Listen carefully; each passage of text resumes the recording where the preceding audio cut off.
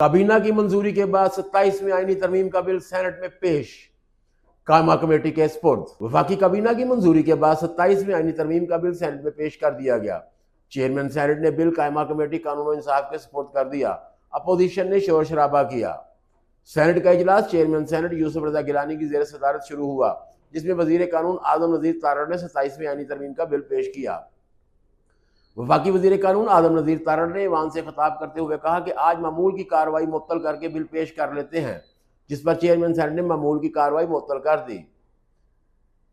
Senator आदम नजीर तारड़ ने कहा कि बिल पार्लियामेंट की मुश्तरका कमेटी को पेश कर देते हैं, कमेटी अपना काम करेगी, हमें कोई जल्दी नहीं।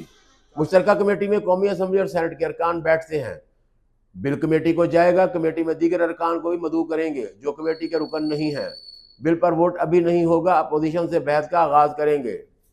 चेयरमैन सेनेट ने अपोजिशन से कहा कि कमेटी के इजलास में शरीक हो, बिल कायमा कमेटी बराए कानून इंसाफ के सुपुर्द कर देता हूं।